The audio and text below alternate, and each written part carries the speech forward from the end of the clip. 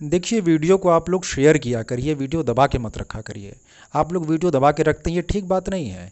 इससे मेरा कोई खास लाभ होने वाला नहीं है, ना मेरा कोई खास नुकसान होने वाला है।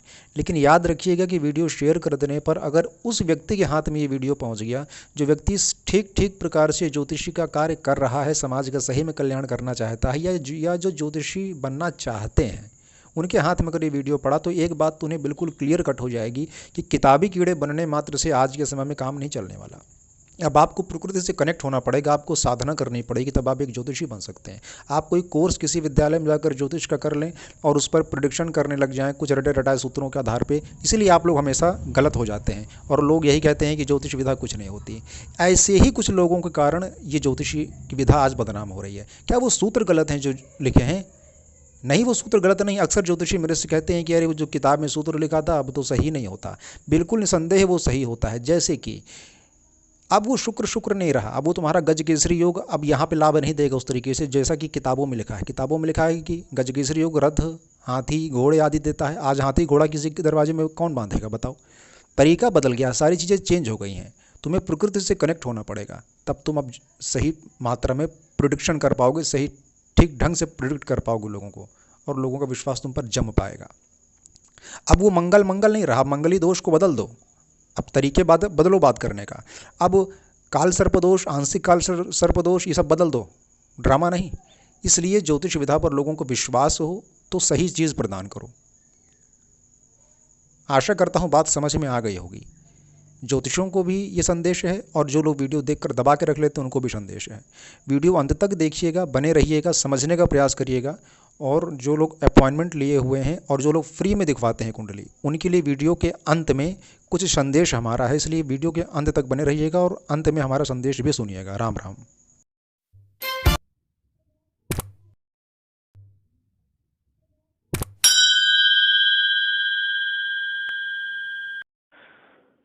ज्योतिष जगत में आज तक शायद यही किसी ने इस चीज को सुना होगा। ज्योतिष जगत में जो आज एक रत्न हम डालने जा रहे हैं, ज्योतिष के सागर में जो एक रत्न हम डालने जा रहे हैं, वह अभी अभी प्रकृति के द्वारा ही हमें प्रदान किया गया है। प्रकृति के माध्यम से ही विचार के तल पर ये चीजें प्रकट हुई हैं और तत्काल हम उस पर वीडियो बना रहे हैं। तत्काल, आधा घंटा भी अभी नहीं हुआ जब ये विचार प्रकृति ने दिया और तत्काल का ही चक्र दिमाग में घूमे और निजी अनुभव को भी इसमें हम शामिल करते हैं। एक ऐसा सूत्र इस ज्योतिष जगत में होगा जो आज तक कभी आपने ना सुना होगा, ना शायद कहीं पर ये लिखा होगा। इसे आप शोध भी कह लीजिए, लेकिन मैं शोध इसे नहीं कहूंगा, क्योंकि ये प्रकृति का प्रसाद है जो तत्काल अभी अभी आया है। समय व्यर्थ न करते हुए तत्काल वह सूत्र मैं प्रदान किए दे रहा हूं और आशा करता हूं कि इस वीडियो को कल को ज्योतिष के कोई लेखक भी सुनेंगे, ज्योतिषाचार्य भी देखेंगे और भी प्रकट महाभट विद्वान भी देखेंगे। मेरा विनम्र निवेदन है कि प्लीज इस पर विचार करिएगा जरूर एक बार। आप लोग इसे इग्नोर मत करिएगा और प्लीज इसको लिखने के बाद, इस सूत्र को लिखने के बाद, अगर आपको बात समझ में आ जाए तो सूत्र को लिखने के बाद अपना नाम प्लीज मत लिखिएगा नीचे, क्योंकि मैं सूत्र पर अपना दावा नहीं कर रहा, प्रकृति का दावा है सूत्र के ऊपर। ये प्रकृति के द्वारा हमें प्रदत्त हुआ, अभी अभी की बात कह रहा हूं मैं। तो जब मैं अपना नाम नहीं इसके नीचे दे रहा, चाहता तो मैं इसे कात्यायन सूत्र दे सकता था नाम, लेकिन नहीं दे रहा, क्योंकि जो मेरा नहीं है, जो प्रकृति का है, वो प्रकृति का ही रहने दीजिएगा। जो ज्योतिष के विद्यार्थी हैं उनके लिए तो ये प्रसाद रूप में आ रहा है। आप भी इस पर कभी अपना दावा मत करिएगा, ये प्रकृति का प्रसाद है। वो प्रकृति इस ज्योतिष रूपी सागर में न जाने कितने रत्नों को छुपा के रखी हुई है। ऐसा नहीं है कि ये कहीं बाहर से अभी अभी प्रकट हुआ है, ऐसा नहीं है कि कुछ अचानक से हुआ है। इतने सागर, उस सागर में इतने रत्न भरे हुए हैं, बस किसी किसी के माध्यम से परमात्मा दे देता है। मेरे हृदय से कुछ और प्रेरणा कर दिया, किसी के हृदय से, किसी ज्योतिषी के हृदय से कोई और प्रेरणा कर देगा। सर्व प्रेरक रघुराई, सबको प्रणव वही करते हैं। तो प्लीज इसमें अपना अंश मत लिखिएगा, अपना नाम मत लिखिएगा। जिसको भी बताना परमात्मा को प्रणाम करके बताना। सूत्र वह ये है जो मेरे अनुभव में अभी अभी घटा कि महादशा नाथ जिस नक्षत्र में बैठा होगा, महादशा नाथ जिस नक्षत्र में बैठा होगा, उस नक्षत्र का स्वामी जिस राशि में बैठा होगा, उस राशि से संबंधित व्यक्ति उस महादशा नाथ की दशा के अंतर्गत आपके जीवन में जरूर आएगा। पुनः समझिए, माफ करिए, क्योंकि मैं कहीं लिखा नहीं हूं, डायरेक्ट बोलना शुरू कर दिया इस पे, इसलिए समझने का प्रयास करिए। बहुत सादगी से मैं बोल रहा हूं कि महादशा नाथ जिस नक्षत्र में बैठा होगा,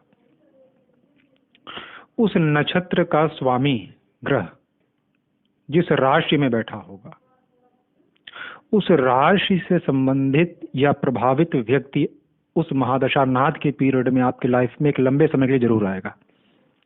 किसी भी रूप में आ सकता है। अब वो महादशा नाथ के नेचर के ऊपर डिपेंड करेगा। अगर सूर्य की महादशा है, फॉर एग्जाम्पल, समझने का प्रयास करिए और इसे ज्योतिषी ही समझ पाएंगे। अगर आपकी सूर्य की महादशा चल रही है और सूर्य मान लें शनि के नक्षत्र में बैठा हुआ है, सूर्य शनि के नक्षत्र में, मान लीजिए पुष्य नक्षत्र में बैठा हुआ है, और शनि उसी जन्मांक में मकर राशि स्वराशि में बैठा है, जरूरी नहीं कि मकर में हो, कहीं और भी हो सकता है। सूर्य आपकी महादशा में है, आपको महादशा सूर्य की मानने चल रही है, और महादशा नाथ पुष्य नक्षत्र में, अर्थात सूर्य शनि के नक्षत्र में, पुष्य शनि का नक्षत्र होता है, और शनि उसी जन्मांक में मकर राशि में बैठा है।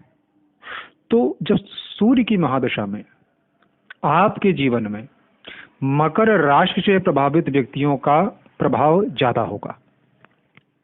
अब सूर्य क्योंकि राजा है, सूर्य चूंकि राजसी गुणों वाला है, तो ऐसे व्यक्तित्व आएंगे, रहेंगे तो वो मकर से संबंधित या तो कुंभ से संबंधित, या तो कुंभ से संबंधित, चूंकि शनि की ही वो राशि है, कुंभ से भी संबंधित हो सकते हैं। लेकिन ज्यादातर व्यक्ति जो मिलेंगे जीवन में आपको, वो वही उसी राशि के मिलेंगे जिस राशि में उस नक्षत्र का स्वामी बैठा होगा। जैसे मकर में बैठा है तो निसंदेह शनि की मकर राशि है, तो कुंभ भी है, तो कुंभ भी एंट्री करेगा लाइफ में। मकर पावर के साथ एंट्री करता दिखेगा, कुंभ भी आएगा, लेकिन मकर ज्यादा मात्रा में प्रभावित दिखेगा आपके लाइफ में उस टाइम। सूर्य चूंकि राजा है, तो राजसी गुणों वाले लोग आएंगे, मकर राशि के होंगे या मकर लग्न के होंगे, या कहीं ना कहीं से मकर से प्रभावित होंगे, या कहीं ना कहीं से कुंभ से प्रभावित होंगे, या उनकी शनि की महादशा चल रही होगी, या शनि से उनका लग्न प्रभावित होगा। शनि या तो उनके लग्न में दृष्टि डाल रहा होगा, या वो 7.5 के चरण में पीड़ित होंगे, या ढैया के। ये 3-4 कंडीशन लगा लीजिएगा। शनि कहीं ना कहीं से टच में लिए होगा, मकर राशि कहीं ना कहीं से टच में तो होगी ही होगी,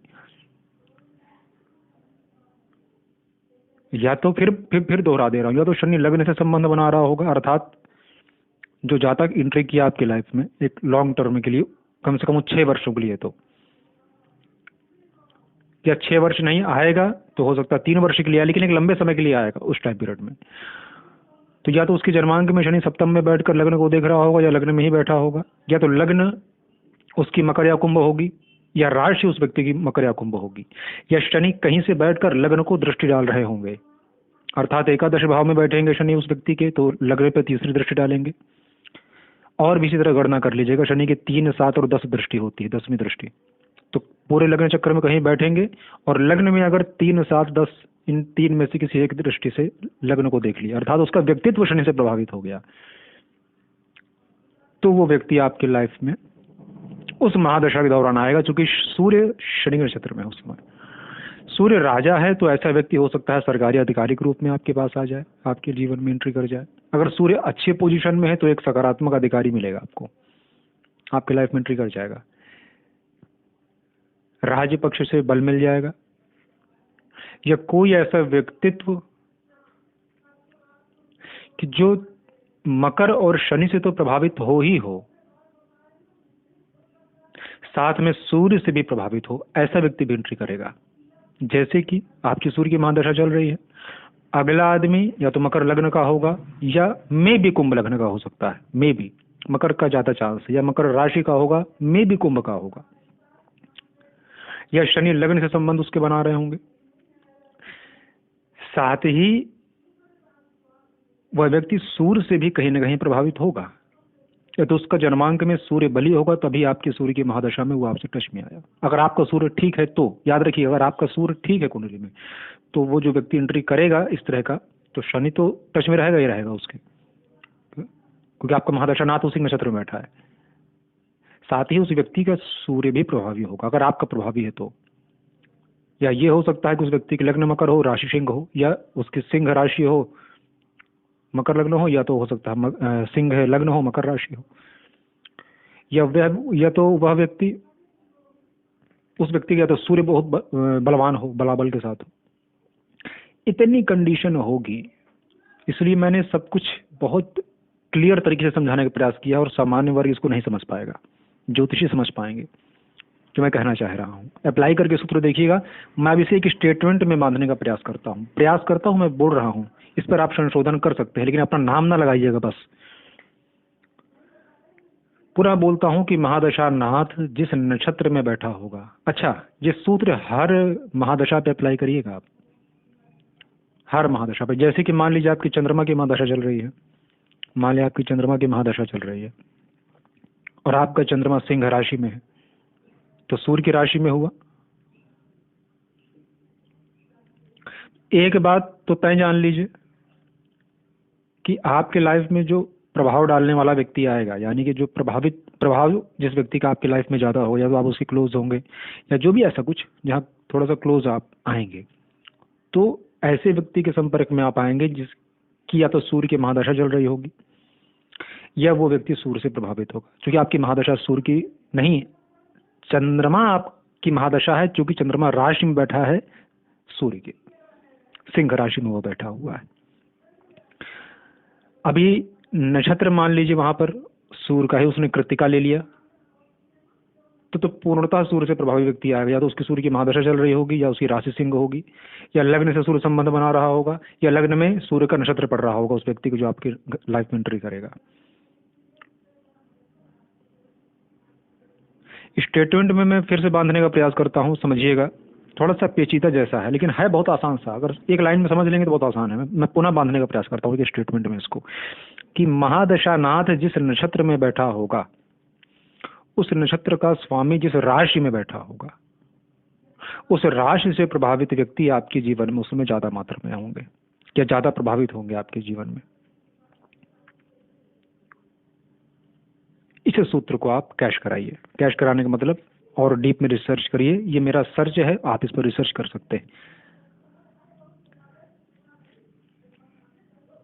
मेरा सर्च मैंने इसलिए कह दिया क्योंकि प्रकृति ने हमारे द्वारा दिया है, लेकिन मेरा नाम कहीं मत लिखिएगा और ना अपना लिखिएगा। अपना लिखेंगे तो मैं वाद दायर कर दूंगा फिर, क्योंकि जो प्रकृति का उसे प्रकृति का रहने दीजिए। और आप अपने ऊपर नाम लगाएंगे, मैं कहीं पा गया इसको, पूरे व्हाट्सएप में, पूरे वीडियो यूट्यूब में, किसी किताब में भी मैं पा गया, तो पहले तो उसकी पूरी जांच कराएंगे कि ये हमसे पहले तो कहीं नहीं छपा, कहीं नहीं पड़ा, और सही सही जांच होने के बाद अगर कहीं भी आप दोषी पाए गए तो हम इस पर वाद दायर कर देंगे। क्योंकि जिस पर मैं अपना दावा नहीं कर रहा, जो कि मेरे मुंह से चीज़ निकल रही है, तो आप कैसे दावा कर सकते हैं? बहुत बड़ा सूत्र है। आप अपने यजमान को बोल देंगे ना, अगर ये देख कर समझ कर भाई साहब बता रहे हैं, वाह कर जाएगा। आचार्यों के चरणों में प्रणाम, ब्राह्मणों के चरणों में प्रणाम, गुरुदेव के चरणों में प्रणाम, और आप सबने सुना इसके लिए आपके चरणों में भी प्रणाम, और प्रकृति माता को हृदय से भर के प्रणाम। हर हर महादेव, जय सिया राम। निसंदेह हम कटिबद्ध हैं आप सबके निःशुल्क सेवा करने के लिए। निसंदेह करते ही चले आ रहे हैं हम निःशुल्क सेवा आज तक। एक भी व्यक्ति यदि आकर दावा कर दे कि हमने उससे कभी भी कोई गलत तरीके से डिमांड फीस की या पैसे की अलग से की हो तो। लेकिन दिक्कत इस बात की है कि जब हमने इस ज्योतिष जगत में अपना कदम रखा था, इस उद्देश्य के साथ रखा था कि जितने भी गरीब मोहताज लोग हैं, जो भी परेशान हैं, जो वास्तव में पीड़ित लोग हैं, उनकी हम निःशुल्क सेवा करेंगे। और मज़े की बात यह है कि इतने वर्षों तक हमें आज भी समर्थ व्यक्ति इस तरह का नहीं मिला कि जो कभी खुद से ये कहे कि भैया हम समर्थ हैं, हमसे फीस अपनी आप ले लीजिए ताकि 100 लोगों की निःशुल्क सेवा कर दीजिए। हाँ, थे 2-3% लोग इस बीच में मिले मुझे। मतलब आश्चर्य होता है इन चीज़ों को लेकर कि 100 फ़ोन अगर दिन भर में आते हैं तो 98 फ़ोन गरीब मोहताज बन जाते हैं। तो हम बहुत परेशान हैं। 25 पंडित जी लोगों से, 25 एस्ट्रोलॉजर से लुटा के आ रहे होते हैं। अब पूरे खाली होकर आते हैं, बोलते हैं कि हमारे पास तो कुछ बचा नहीं है, आप ही देख लीजिए। 51,000 का माड़ी के लटकाए हो, न जाने कई हज़ार का पुखराज लटकाए हो, न जाने कई हज़ार का नीलम लटकाए हो। बेवकूफ़ समझते हो हमें, गलत बात है। याद रखना, शास्त्र में भी लिखा है कि ज्योतिषी के पास, वैद्य के पास, गुरु के पास खाली हाथ नहीं जाना चाहिए। खाली हो के जाना चाहिए, खाली हाथ नहीं जाना चाहिए। अंदर की बुद्धि दिमाग से निकाल के जाओ, खाली हाथ ना जाओ। कुछ नहीं है, एक पुष्प लेके जाओ, लेकिन चालाकी ना दिखाओ, क्योंकि ये सेवा अगर हम निःशुल्क बंद कर देंगे तो इसकी जिम्मेवार, इसके दोषी तुम खुद होगे, क्योंकि तुम वंचित कर दोगे उन लोगों को कि जो वास्तव में गरीब मोहताज थे। क्योंकि ये सेवा निःशुल्क जो हमने शुरू की थी, वो सच में जो कष्ट में पीड़ित व्यक्ति हैं उनके लिए शुरू की थी। और हमें नहीं पता था कि 100 में 100% लोग ऐसे ही आने लग जाएंगे। और आज तक एक भी व्यक्ति से हमने इस बात की डिमांड नहीं की। हम जानते हैं कि उसके पास है, इवन हमारे पास से लोग लेके पैसा चले गए खुद से। हम जानते हैं कि उस व्यक्ति के पास है, देने में समर्थ है, फिर भी हम नहीं डिमांड करते। फिर भी आप अपॉइंटमेंट जब लेते हो तो उसमें भी आप क्या करते हो कि हम बड़े गरीब हैं, हमको दे दीजिए। 100 में 98 फ़ोन गरीब आता है। और जो 2 फ़ोन आते हैं जो फीस देने को तैयार होते हैं, वो सच में गरीब होते हैं, वो सच में गरीब होते हैं, लेकिन वो फीस देने से मना नहीं करते। क्योंकि क्या है, विडंबना है और क्या। 98 समर्थ होकर गरीब बन जाते हैं, और जो 2 असमर्थ हैं वो लीगल तरीके से आते हैं कि सर ये फीस है आपकी और ये लीजिए। उनको पता है कि हम कर्मकांड आदि विधा पे फंसाते नहीं लोगों को, न रत्न आदि लटकवाते गले पे। जब हम तुम्हारा 1-1 लाख रुपए बचा ले रहे हैं तो तुम लीगल फीस देने में क्यों परेशान होते हो? तुम क्यों उनका हक मार रहे हो जो परेशान है, तकलीफ़ में है, कि मैं उनकी निःशुल्क सेवा ना कर सकूं? क्योंकि अगर 100 में 100 फ़ोन की मैं निःशुल्क सेवा करूंगा तो फिर मेरा क्या होगा? निसंदेह परमात्मा सबको देने वाला है, लेकिन तुम्हारी चालाकी तुम्हें भारी पड़ रही है, याद रखना। तुम्हारी चालाकी तुम्हें भारी पड़ेगी, याद रखना। गजटेड ऑफिसर हो तुम अपने आप में, लेकिन मोहताज बन जाते हो उस टाइम। बोलते हो कि पंडित जी जब काम हो जाएगा तब देंगे। कब काम बनेगा? कभी काम नहीं बनेगा। सावधान रहो, होशियार रहो। राम राम।